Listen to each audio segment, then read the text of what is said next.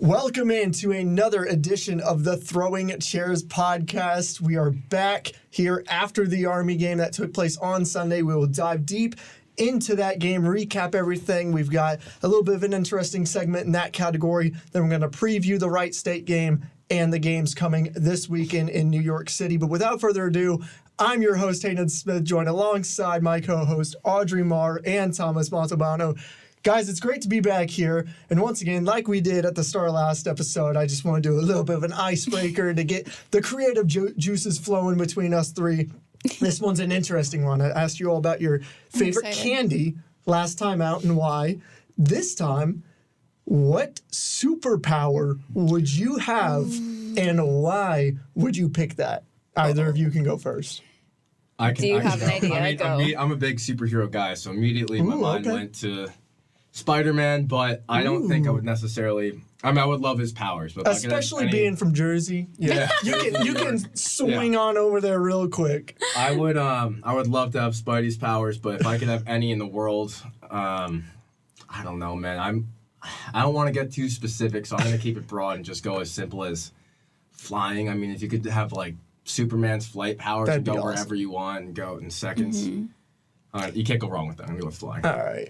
I like the flying. I think of Captain America. Okay. He has he could really strength? Superhuman strength. But I will mention, when I went to Champaign for the football game, I was literally in the car driving, and I was with one of the Hoosier Network photographers, and I was just talking about, if I could teleport just from here to there, I'd really rather not do this drive. So I think teleportation is in there as well. That's a good one. I feel like, but sometimes like the drive is what really makes it. I mean, whenever I went out to Penn State a couple weeks ago, that drive was beautiful, but it was also like, I'm in the car for 10 hours. I'm ready to get out and I'm just done. Especially after waking up at like 5 a.m. Then, especially with daylight savings, it's pitch black at 5 o'clock and you're doing the whole drive back in pitch black, and I was very tired. So I would love to have teleported in that situation. All right, well, I've got like mine just absolutely down pat because this is going to set me up for life.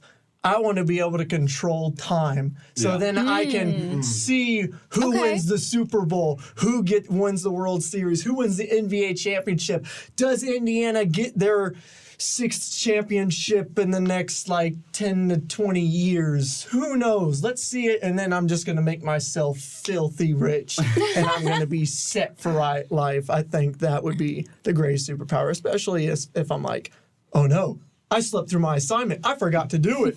Let's go back in time and let's get it all done. More than that, it happens too much. AI is not a thing. It's just Hayden Smith. No. Yeah, exactly. More than that, it's like you're almost like immortal if you can freeze time and do whatever you want. That's true. I didn't go that far in. That's a great power. It's a great point. That's a great point. All right, well, we got that out of the way, so let's get to the task at hand. Oh, yeah. And let's look back at this Army game that took place on Sunday night, guys. It was another very ugly victory for Indiana, but once again, you're going to take the W and you're going to move forward if you're this team. But again, it's also a team against a team that's outside the top 300 in the Ken Palm rating.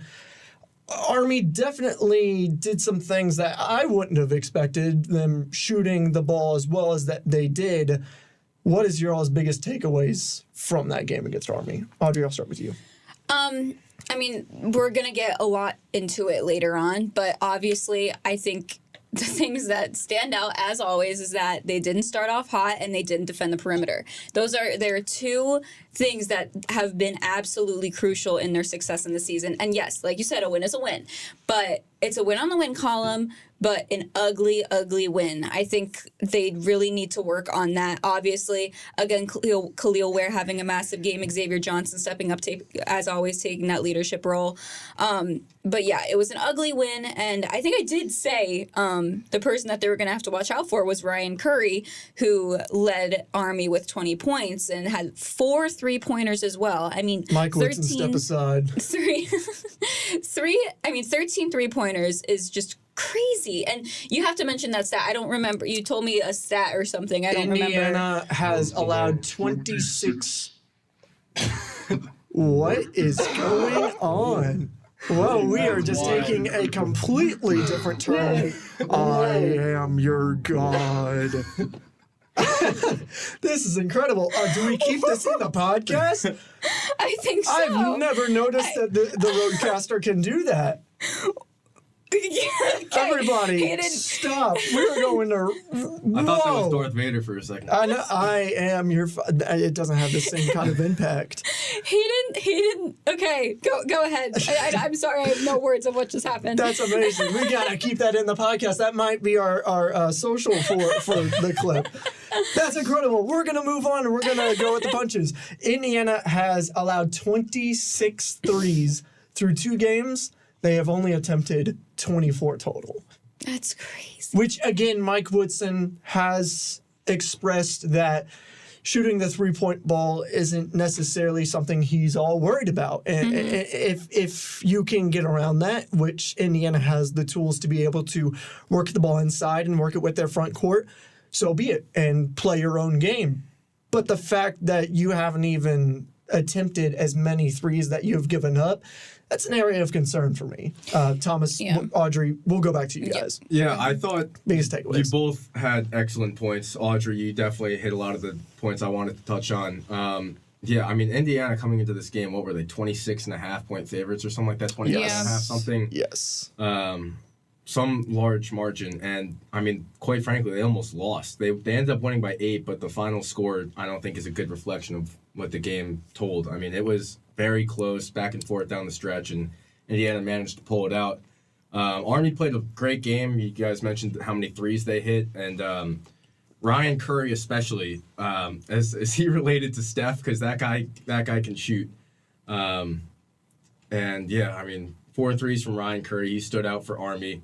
Yeah, you guys definitely hit a lot of the big points I was going to mention. He might as well be related to Steph Curry with the way he was shooting the ball. That was absolutely outstanding. And I also have to say, like, he hit 4 of them. He actually hit 5 of them, and the 5th one didn't count. He stepped out of bounds, and that one would have been massive for Army. And, Indiana caught a break there.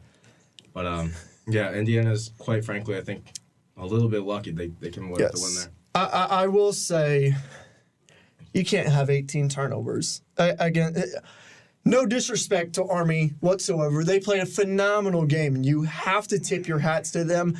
They fought, especially inside of Assembly Hall, which is one of the toughest places in all of college basketball to win at.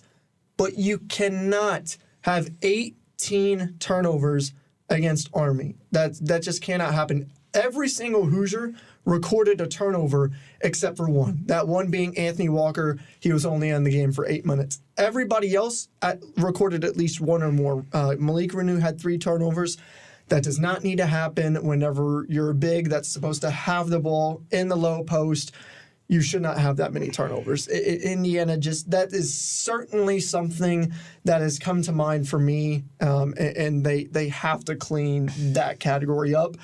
How are they going to do that? I think it's really all mental. A lot of those turnovers, especially in the first half, were just mental mistakes. Trey Galloway making silly turnovers, throwing it across court. Indiana once again just stepping on the baseline. It was just a lot of silly turnovers that you cannot have as a team playing against Army. So let's move into our next segment. I tried to be a little bit more creative with this one. We're gonna. It was gonna be the 5 W's. We're just gonna go with 3 of them now because couldn't really think of 2 other ones, but we'll roll with it. So we're gonna go with the who, what, and when for Indiana against Army and going forward. Let's start with the who, guys. Who has stepped up in your eyes so far this season, especially in that Army game? I mean, I think in this game it had to be Xavier Johnson. He had, I want to say he accounted for the first 11 points of the game with just 7 points and 2 assists. He was, I thought, really, really solid throughout the game. I'll mention the 2 turnovers, but like you said, everybody struggled with that aspect. But Xavier was very, very solid. He looked very confident throughout the game. 9 for 9 from the free throw line. That's definitely worth mentioning. Honestly, the entire team from the free throw line is worth mentioning. That was definitely an improvement from game 1 and the 2 exhibitions. But Xavier Johnson was the guy on Sunday. You guys are gonna hate on me, but I have one for separate halves. Oh Lord! We're not even at the players to watch. I know. I said who? First half, I was gonna go with Xavier Johnson just because he had 15 points in the first half, ended with 19. He obviously stepped up in a massive way, 5 total assists.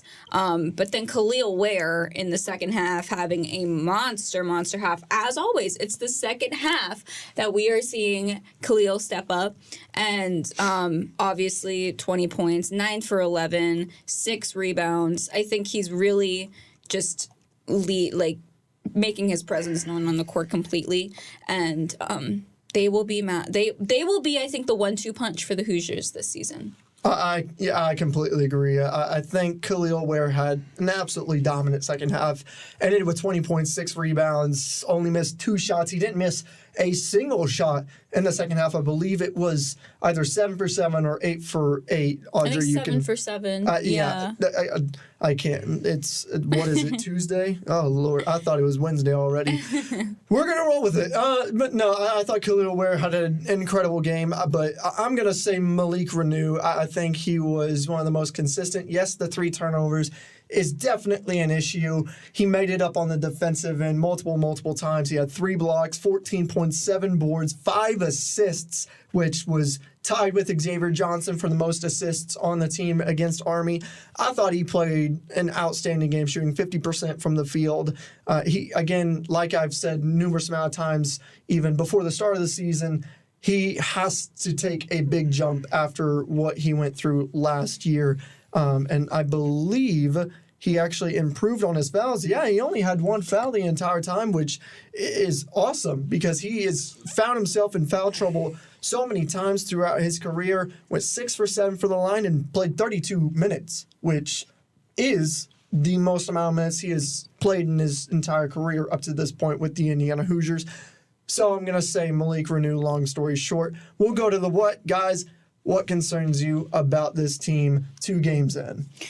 I'm going to go back to my points of the defending the perimeter and well, no, I'm actually... Are you looking over here at my rundown or something? No, Are you I'm not looking at your rundown. So I was going to go with the perimeter, and I'm going to go with the turnovers. I forget what the other point I made was before for some reason. But yeah, so the defending the perimeter and the turnovers, I think, obviously very, very crucial.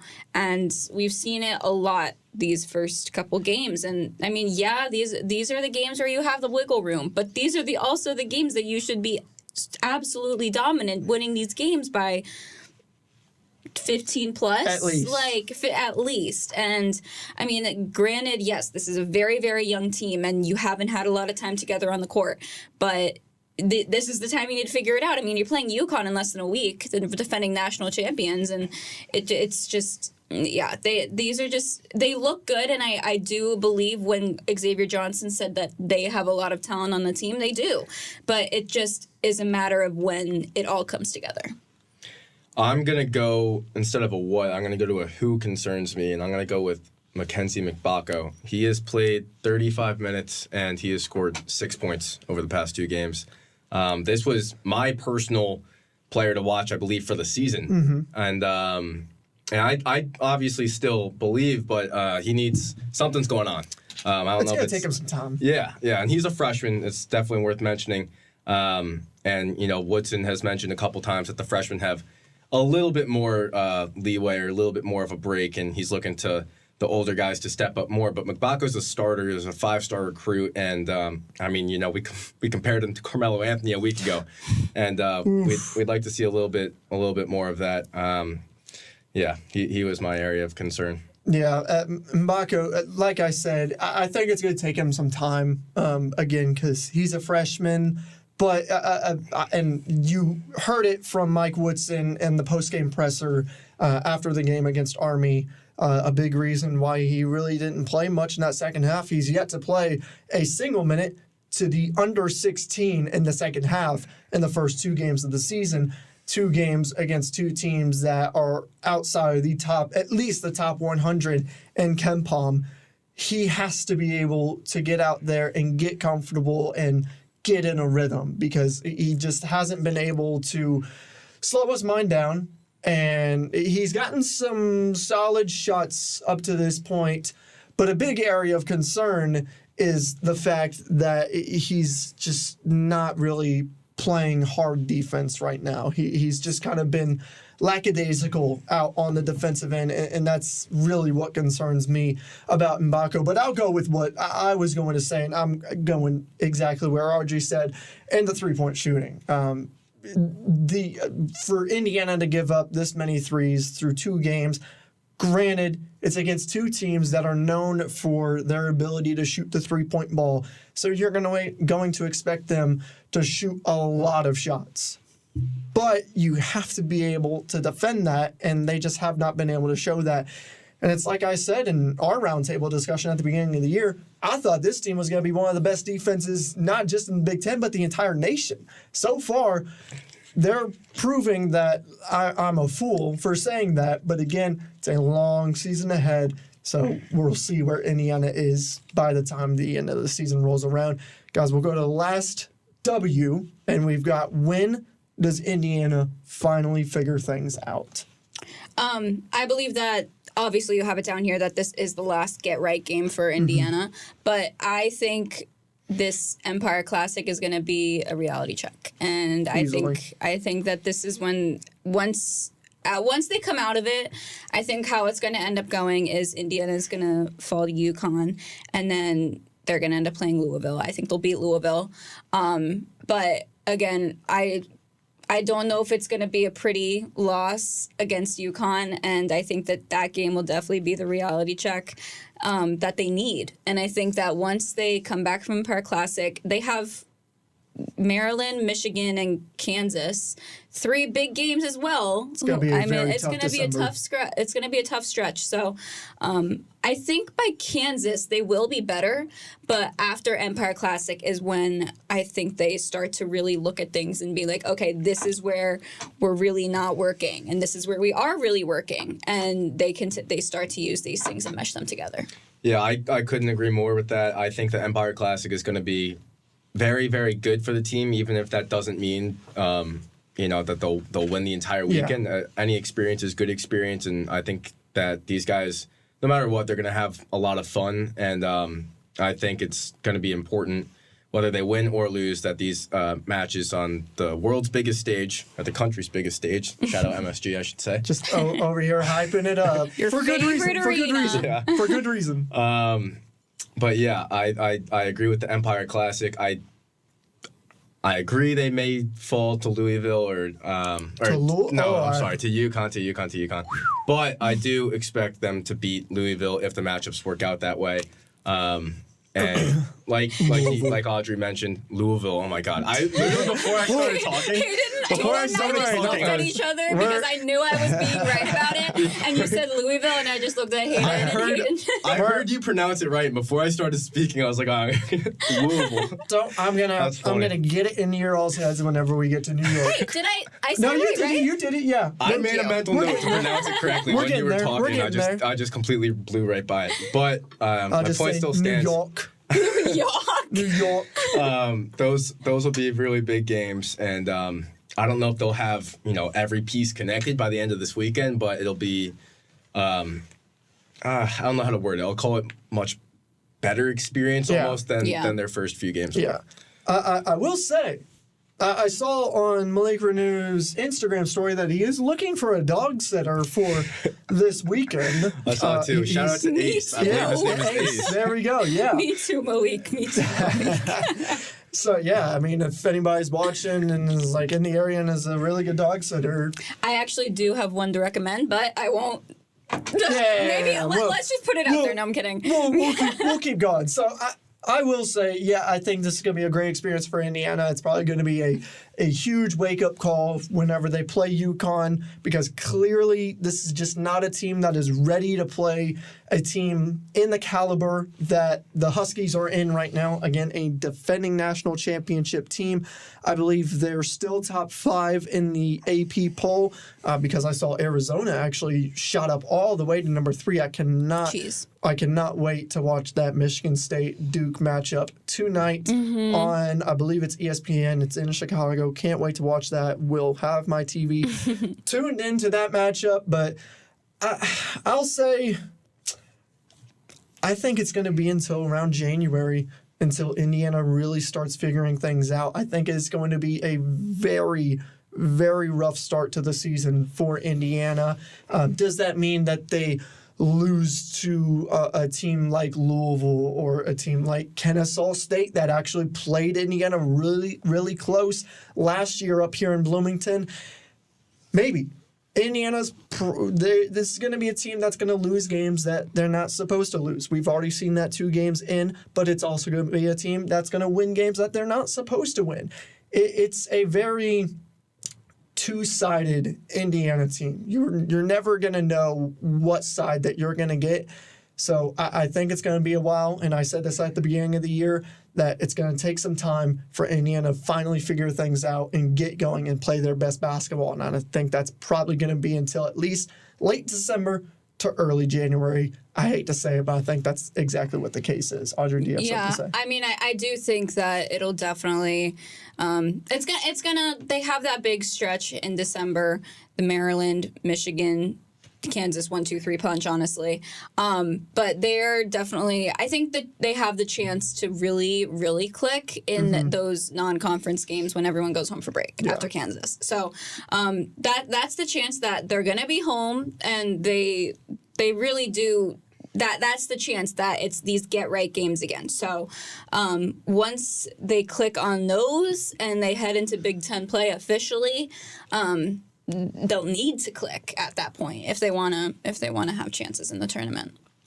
Exactly. So we'll move away from our Army talk and we'll get into the game that takes place this Thursday back in Assembly Hall against the Wright State Raiders. I will say I know a little bit more about Wright State than I normally would going into a usual game because I'm broadcasting the game on WIUX. If you all are looking to listen to the game, just subtle plug, tune into WIUX on MixLR. I will post it to my Twitter, just a subtle plug there. But once again, it's Indiana's last get-right matchup before they travel out to the bright lights of New York City. Excited to talk about that matchup here soon enough. But we'll get into this area of focus for Indiana, guys. What are you looking at in this matchup? And then I'll give my little scouting report that I have. I'm looking for what concerns me about the team. I'm looking for them, like, you've had the exhibitions and you've had the first 2 games to really look at yourself and try and figure that out and how you need to defend the perimeter. And I'll be looking for them to do that, I think. Obviously, I haven't looked much into the team. I don't know if they're a big 3-point shooting team. I'll get to that. You'll get, okay. That seems already like it. on it. I got you all. Okay. But yeah, that needs to be a big area of focus. Obviously, cleaning up your turnovers. 18 is crazy against Army, who lost to Marist at home, and another Stonehill, which I've never heard of before. So not very many people have. Yeah, so it's just something. I know you're a very young team, but you really do need to figure it out now. Yes. So, yeah. Thomas? I hope this isn't my area of focus for the entire season, but I'm going to go back to what I said last time, and just coming out of the gates hot. I think that's so important for... You have been right so far. So, yeah, no, if it ain't broke, don't fix it. Yeah. Well, they need to fix it. Yeah, I think that's so important. Getting the first half, creating a large enough lead in the first half allows you for not to take your foot off the brakes in the second half, but it allows be more comfortable. Yes, to be more comfortable in the second half. And Indiana, from what I can recall, hasn't had that once through their first game or their 2 exhibitions. And, these are matchups where not only do they have the opportunity to do that, they should be doing that, and they're not. I mean, quite frankly, some of these, they have been down after the first half, or at most, they've had like a 2-point lead. So that's my area of focus coming out of the gates hot. There's a lot that we could focus on, but personally, that's what I've been looking at since the start of the season. That's what I'm looking at going into Wright State. I think that also brings up a point, like obviously you said, into the rest of the season. I mean, especially this UConn game, it has the potential of them being down at 30 like women's basketball was in Stanford. No hate, no shade or anything, but it has that. They'll figure it out. It has that potential, and Good luck to granted, women's basketball on Friday. yeah, we love good luck to women's basketball on Friday. But seriously, like UConn is. I don't know what they're ranked right now, but fifth, I believe. Fifth, they're top 5 team in the nation. You have the potential to be down possibly 20 to 30 at halftime. And yes, you are a very hot team in the second half. But how does that give you any chance of coming back from that at that point? Which you can score a lot more points than them in the second half, but you really do have to be careful in that sense. I completely agree, and I'll go into my little scouting report of the Wright State Raiders. This is a team that I believe could certainly give Indiana some problems once again. They're another team that likes to shoot the three-point ball. I believe one player that could easily give Indiana problems is number 1, Trey Calvin, a graduate student out of Glendale Heights, Illinois. He averaged 20 a game last season, shot 43% from the field, 39% from beyond the arc. He is the preseason Horizon League Player of the Year, 1,000-point scorer, dropped 33 points in their season opener against Colorado State. He had a huge game winner against Louisville last season at the KFC Yum Center. I rewatched that game really quick, and he's definitely a player that kind of like Ryan Curry for Army. He's a guy that has the ability to potentially drop another 30 bomb on Indiana and potentially lead the Raiders into an upset victory in Assembly Hall. So they're a team that certainly concerns me. They averaged just a tick under 80 points per game last year, which was top 5 in the nation, the entire nation last season, which is absolutely outstanding for a team from the Horizon League. They were also number 3rd in the nation last season in field goal percentage, only behind Colgate and Gonzaga. Absolutely incredible. This Wright State Raiders team has the ability to potentially upset Indiana. So I definitely watch out. Trey Calvin is probably going to be the guy that Indiana's going to really focus in on. That guy sounds like he could give any team in the country some problems. Easily. Yeah. I mean, I looked. He had 33 points. Yes. And they scored 77. Yes. They play again tonight. They play again tonight, so that'll be a big tell as well. But in a 105-77 loss, I mean, yes, 33 points of that. I mean, that's crazy. So they're definitely going to have to watch out for him. But I think at this point is when you really look at their film and you're just like, okay, we need to look at the perimeter. I mean, you cannot. They are going to be probably attempting possibly 30 three-pointers, not making that many, but probably up there. They shoot 36% as a team. So, yeah. Pretty solid. Yeah. Indiana, that's what they give up right now. Yeah. Yeah. So they really just need to watch out for that. Granted, they did 6 for 15 against Colorado State, but like any team, if they see that Indiana is allowing this many three-pointers, they're going to go for them. Yeah. They're going to check it, and it's as if Indiana is going to be able to defend that. We won't see until Thursday. Exactly. So now we'll move into everybody's favorite segment. I guess we're just calling it players to watch at this point, considering we're about to hear 5 from Audrey and probably about 3 from Thomas. So I'm now rewording it, and it is going to be either your player or players to watch for the game against Wright State. Thomas, we'll go to you first. Who are your players to watch? All right, well, I like to ride the hot hand as I did last time. So with that being said, I'd like Xavier Johnson to continue where he left off. I think he's certainly capable of doing that. So I'm going to look for him to do that, especially right off the bat, going back to my point from last time, coming out of the gates hot. He individually did that last game, so I'd like to see him do that again. Kel'el Ware has had 2 great games, in my opinion. Did he have a double-double last game? No, 6 rebounds. But game 1 he did, and he looked very good last game as well, 9 for 11 with 20 points. And then my third player to watch, I'm going to go to Mackenzie McBacco. I touched on him earlier. He's struggled, but understandably so a little bit. He's a freshman. These are his first career games, and maybe it's just taken him an extra step than the rest of the guys. But these are the games to get comfortable with, and I'd like to see him perform a little bit better than he did in the first 2 games. Audrey, we'll go to you now. Okay, I don't have 5. I have 3. Bad enough.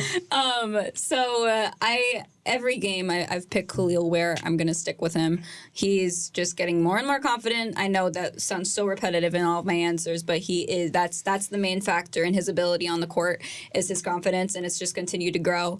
I see him being a massive factor as well. I'm going to look to Trey Galloway as well. I think he's going to be a crucial person to be defending on the perimeter, and he didn't, obviously that first game he really shined. This game he did good, but he didn't shine in that aspect. So I think he'll step up in a way. And then finally, Peyton Sparks. Okay. I think 4 rebounds. He was only in for 9 minutes. And I think he's going to have a really good game. Again, we haven't seen enough of him to say specifically what he'll shine in. But I think he will be a big factor in obviously getting those rebounds and really just defending in the paint. I like that pick. It's almost like a sleeper pick. Yeah. Exactly. I'm going to stick with my player to watch, considering this is how we started this segment, but we've kind of twisted it into something else. So I'm going to go with the kid off the bench, Gabe Cupps. He's just been absolutely outstanding the first 2 games. Again, he has not shown out on the offensive end. He hasn't dropped double figures just yet in his first 2 games, but that's not what's expected of him. Again, he's a winning player, and he's going to go out there and make winning plays, and he's going to make those dirty plays. He's going to get on the floor. He's going to play great defense, and that's exactly what Indiana wants off the bench. And in all honesty, Gabe Cupps might end up, and this isn't like any insider information, it's just going off the top of my head, I believe he might end up getting the nod to start against Wright State in the place of Mackenzie Mbako, just because they have gone with that lineup of Xavier Johnson, Gabe Cupps, Trey Galloway, Kel'el Ware, and Malik Renew so many times. But again, that's usually there in the second half, late first half, whenever it's kind of a closer contest. But I also feel like a big reason Michael Woodson would start Gabe Cupps is to send a message to Mackenzie Mbako saying, hey, you have not been up to the standard that I want you to be, especially on the defensive end. So you are going to sit on the bench for the start of the game against Wright State, and then once you can figure it out, you can go back out there and you can earn your starting job yourself. It's a philosophy that Bob Knight used back during his coaching days. There's a very famous clip. I'm not going to quote the clip because there's a lot of profanity in that clip, which is exactly how Bob Knight was. Hats off to him. He was a winning basketball coach. But there's a very, very famous clip out there talking about players sitting on the bench. And he's like, you sit your butt on the bench. That sends a signal up to your head. You stay on the bench, you go back out there, and you play better. And he's like, it's just so psychological that you're going to go out there and you're going to play better because you've been on the bench and the coach has now benched you. Audrey? I think obviously it would be tough for a lot. I've seen a lot of people being like, Mackenzie Mbako is on the bench. He's definitely going to transfer.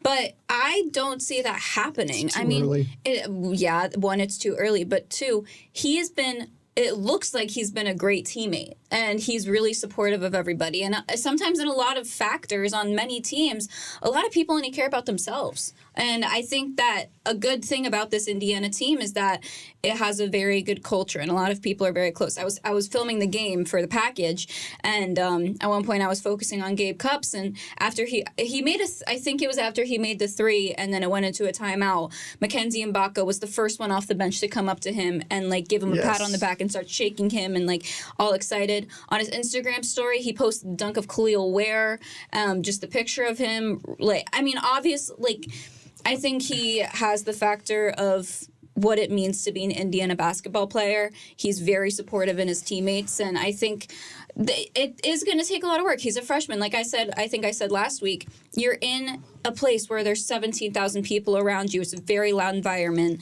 Again, student section to the brim. Again, that's literally, I'm saying word for word what I said in the last podcast. But it's going to take a little bit of time to get comfortable, and I think he will. He's going to be a big factor at some point in the season. I like your idea of Cup starting over him, but I don't see it, honestly. I think this is again the last get right game, and I think that they are confident in the starting lineup and they want it to get right. So I want to touch on both of your points. One, I agree with your player to watch. It's almost a crime that we're mentioning Gabe Cupps this late in the podcast. He's a stud, and he's gonna quickly become a fan favorite if he's not one already. I mean, he is one already. I shouldn't be talking like that. And then as for I also loved your point about the possibility of him starting over Mbaka. I agree with you. I don't necessarily think it would happen, but I agree with you that it would send a message. But, oh my God, going back and forth between your points. But back to what Audrey said, yeah, I think he is a great teammate. It would definitely be shocking if he was transferred or was even thinking about transferring this early on. I don't necessarily think that's the case with him.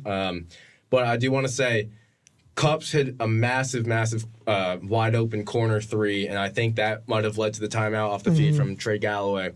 And someone took an awesome photo of that moment, and in that picture you can see the entire Indiana bench behind Cupps, and Mbaka looked like he was screaming the loudest. So yeah, he does seem to be an awesome teammate. Just needs to get himself going a little bit. All right, so now we'll transition over to our score predictions. We are all still technically undefeated up to this point. We're all 2-0. Thomas, I believe you were the closest with your score prediction last week. I believe you said 80-66. Final score ended up being 72-64.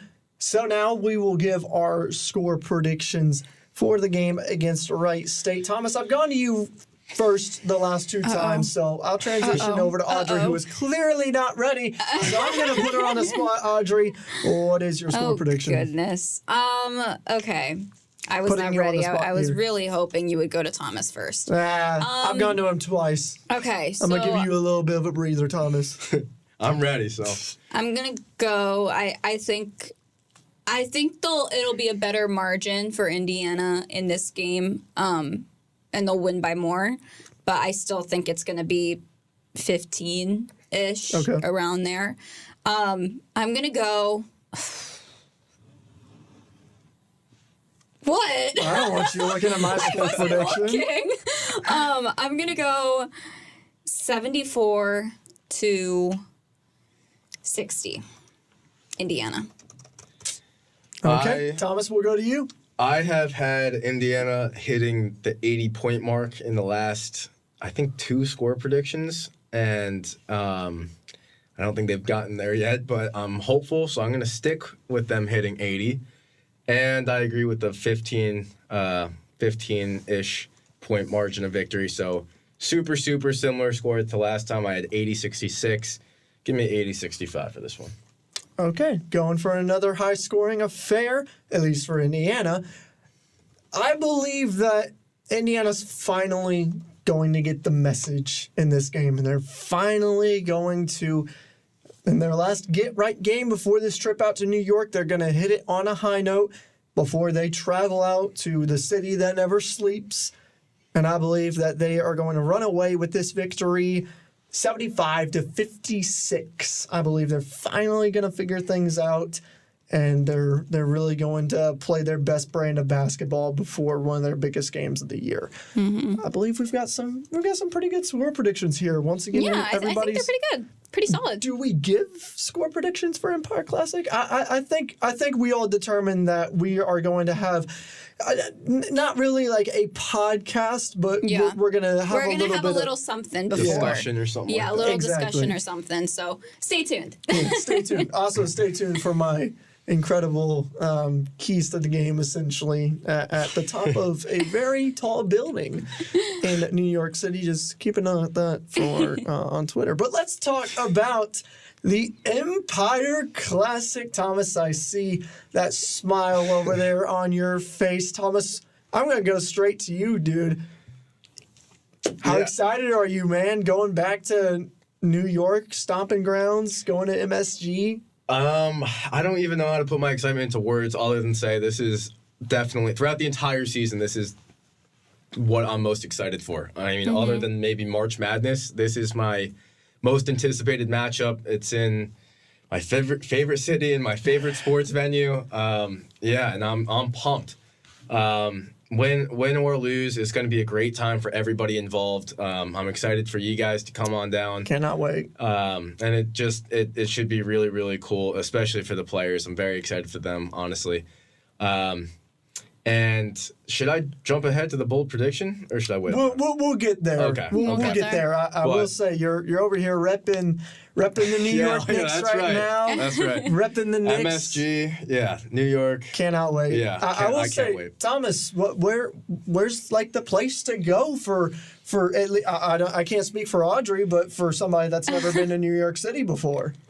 Places to go for our listeners. Give us the rundown, man. I'm a very casual person. I'm not about to name 5-star restaurants that we should all go to. Gordon Ramsay's restaurant. I'm not expecting to go to a 5-star. I will say, I to preface this, I am 21 years old, so my dad got all jealous that I'm going to New York by myself and I'm going to be able to cover all of this, so he's going to tag along with me. And he said we're gonna go over to Trump Tower and have a little bit of a drink over there before we go explore. Nice. Yeah, that's Beyond awesome. that, I will say, what else you got for me, Thomas? You totally should do that, and there's a million, a city that never sleeps. There's a million places that you guys could go to. But like I said, I'm a very casual person. When I go to the city for my Knicks games, what I look forward to most is a hot dog off the street from those Sparrow concession stands, and also, not Sparrow. Sparrow is the pizza joint that I was also going to mention.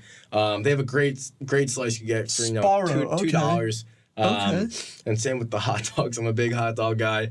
And I love everything about New York. I think those two aspects too, the $2 slice or $2 hot dogs, that's also a big part of what makes New York, New York. And I love that. So I'm sorry if you were looking for big restaurant that works with or something me. like that. But I love everything about the city, man. I'm gonna have a great time. I will say, Audrey, have you been to New York City? I have. Okay. I grew up around that area. Oh, so, okay. Well, yeah. I've been singling out Thomas this entire time. Audrey, what do you have for us? Yeah, I don't know. I wouldn't say I really remember crazy restaurants or anything. But I don't know why this is popping up in my head, but a core memory in New York for me was always trapeze school. That was something we would always do.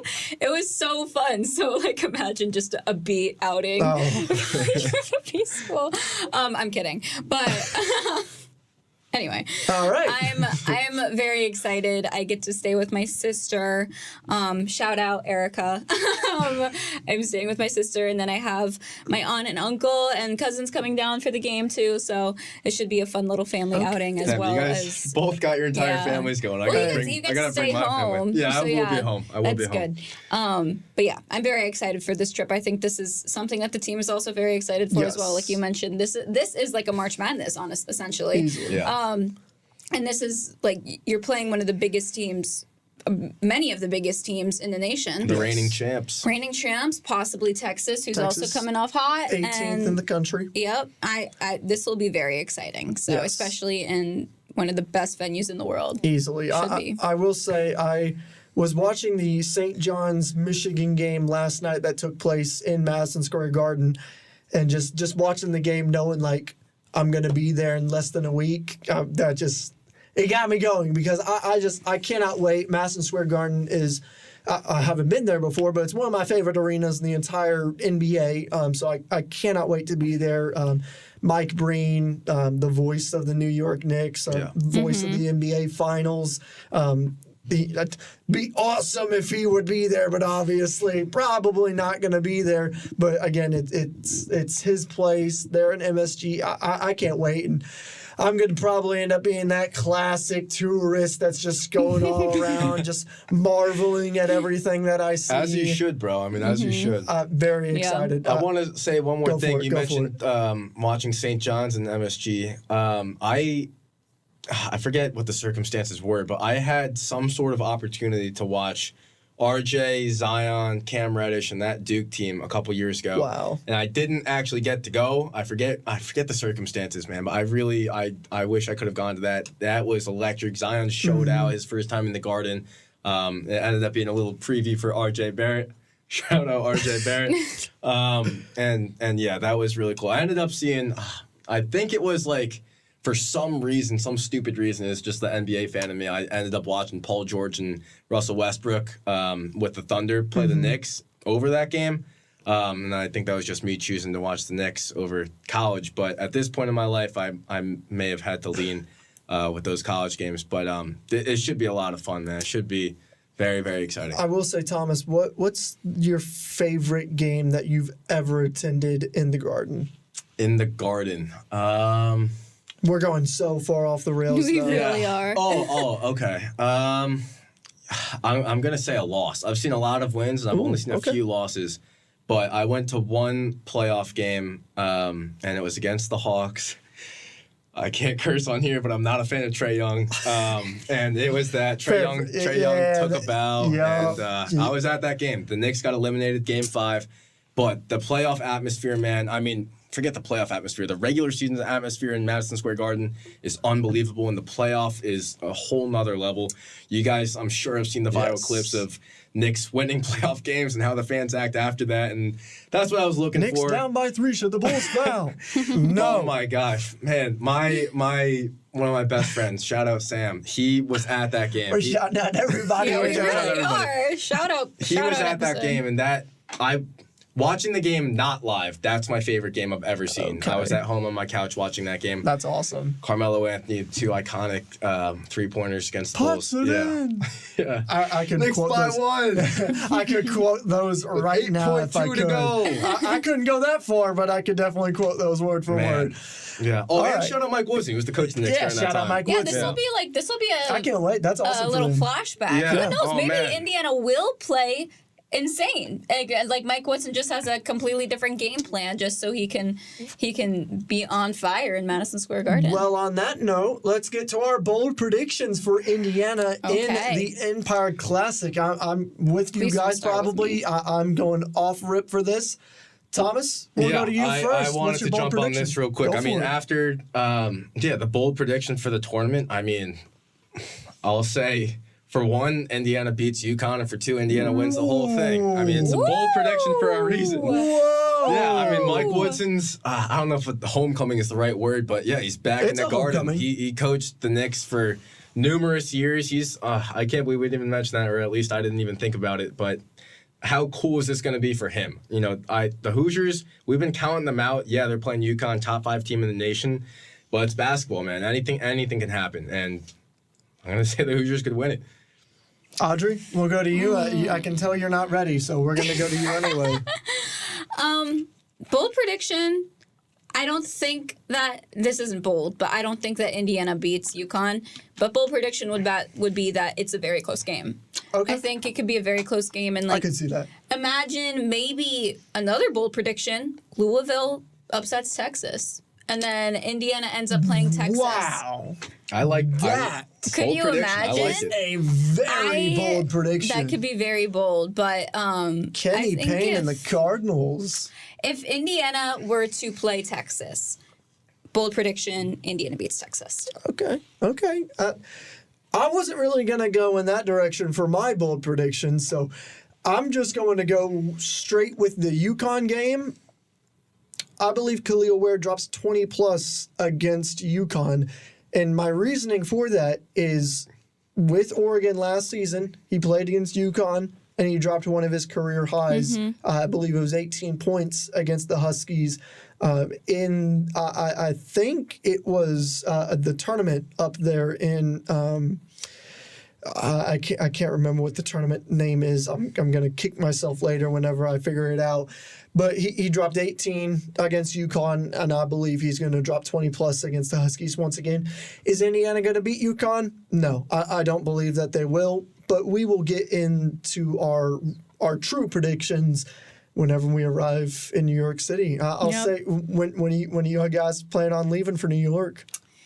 Oh, my schedule's really fun. Oh, yeah, you've got the... I got a 6 a.m. Michigan flight State. on Sunday morning. So, waking up at like probably 3:30 and heading over. Okay. Should be fun. Should be very fun. And yeah, stay tuned for a little discussion or something. Yes. I think we have something fun. We'll be coming up with if something. we can do it courtside, we're going to do it courtside. If we do it outside of it, almost said Assembly Hall. This is Madison Square Garden. The world's most famous There arena. you go. No, you got to do it. But yeah, stay tuned for that and stay tuned for my keys to the game. Subtle plugs. Subtle plugs. Thomas, when are you heading out? So I believe I'm driving. So as of right now, I'm driving. Good luck, sir. Thank you. I'll need it. Driving solo, I should mention too. That's about like 11 or 12 hours, depends on traffic, but Be careful, it's fine. sir, I mean, please. yeah, I appreciate it. I'll call a couple friends. Maybe yeah. I'll give you guys a call. Take a couple energy 5 drinks. hour energies. Yeah. Yeah, I actually have to say, 5 hour energy, I had it for the first time on my drive from home to here, and I don't know if it was placebo or what, but that thing, it works. I can't have energy drinks anymore because I swear the last time I had one, whenever I was driving back late at night, I had to pull over to the side of the road because I thought I was about to have a heart attack. My heart was bumping out of my chest. I had to stop, and I can't drink them anymore. They scare me too They're much. for real. Speaking of energy drinks, I was kind of the same way, but I've started drinking. This is so basic, girl of me. Alani's. Alani's are I'm not familiar with that. You should try them because they're really good. And I'm a Prime guy. What? I'm a Prime guy. A Prime guy? I've had a Okay. couple of Primes. Okay. I love Prime. A Prime guy. But yeah, no, Alani, I feel like I have not felt anxious or anything. That's a big. I used to feel very anxious with energy drinks. A little Prime hack for you Prime drinkers out there. They're a little. I think they're pretty sugary or sweet or whatever they are. So I like to pour it in half, fill it with water. All of a sudden, you got 2 Primes. There you go. Wow. But yeah, I'll be driving home Innovative Friday. over here. Innovation at its finest. I'll be driving home Friday. Saturday I'll have free. I'll probably hang out with some friends, and then to New York on Sunday. It's only an hour away from me, so Good deal. Nice. pretty I quickly. will say I'm heading out from Louisville on Saturday. I think I'm flying into Newark. I don't know how crazy Newark's airport is. It's New York City, so I can pretty only crazy. assume It's not fun. I'm flying into LaGuardia, so That's I've also heard not that's fun. I know I'm very excited. But yeah, so I think I'm flying into Newark. I think I'm getting there around 10 o'clock on Saturday, so I'm going to have all day Saturday. My dad and I are just going to go wander about New York and just enjoy it. So without further ado, that's really going to do it for this episode of the Throwing Chairs podcast. Be sure to follow the Hoosier Network on X and Instagram to stay up to date on Indiana basketball, guys. We're going to stay with our little tradition here. Until next time, I'm Hayden Smith alongside Audrey Marr and Thomas Montalbano, hanging up the phone. Have a great day, Hoosier fans.